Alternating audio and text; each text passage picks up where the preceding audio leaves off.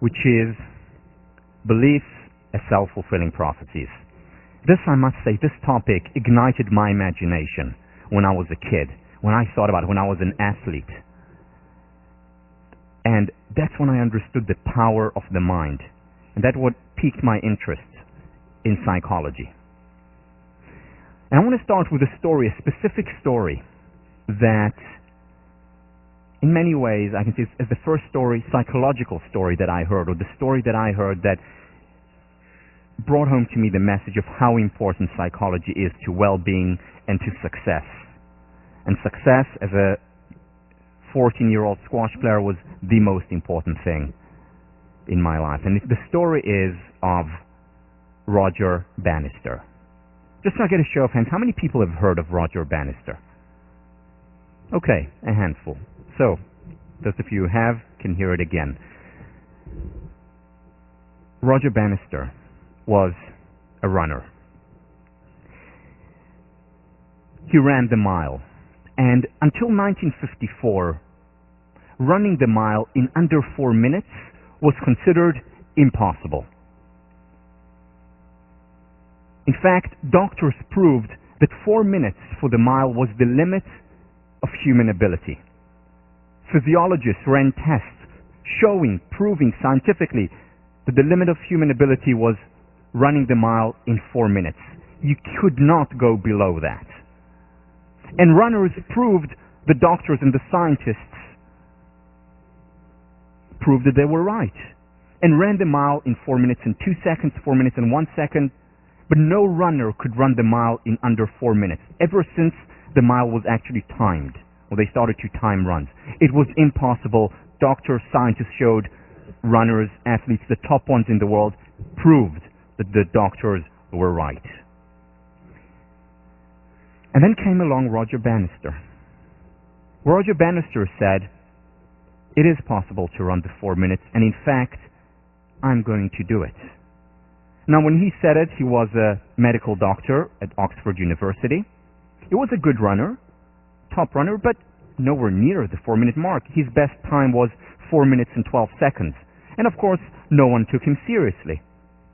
But Roger Bannister continued to train and work hard, not harder than the rest of the runners, but as hard as the top runners in the world, and he did get better.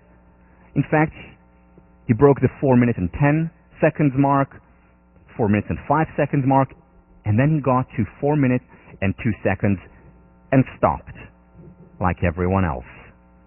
Could not go below the 4 minutes and 2 seconds, so he wasn't even the best runner in the world, but among the best. But he continued to say, it is possible. There is no human limitation on that. We can run the mile in under 4 minutes. And he continued to say it, continued to train, to no avail, for years. Until 1954.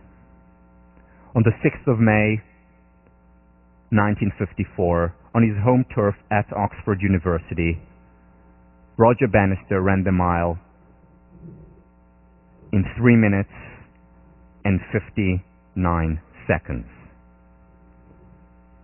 Sensation. Front page news all over the world. Science defied. Doctors defied. The impossible made possible. It became known as the Dream Mile. Now listen to this. For decades, ever since the mile was timed, no one broke the 4-minute barrier. It was considered impossible. And then on the 6th of May, Roger Bannister does it. 6 weeks later, John Landy, an Australian runner, runs the mile in 3 minutes, 57.9 seconds. The following year, 1955, 37 runners run the mile in under 4 minutes. 1956, over 300 runners break the 4-minute barrier. Now, what happened? Was it that they suddenly started to train harder? Of course not. Was it new technologies, new shoes? It wasn't. It was the mind. Look how powerful the mind is. It wasn't the fact that they were running that time and they said, oops, we're over the speed limit, let's slow down a little bit. Not at all. They were trying their hardest, their utmost, and yet the subconscious mind limited them, prevented them from breaking that barrier that happened to be not a physical barrier as the doctors and physiologists and scientists had claimed.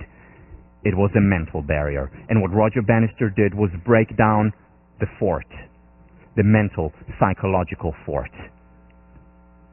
Beliefs are self-fulfilling prophecies.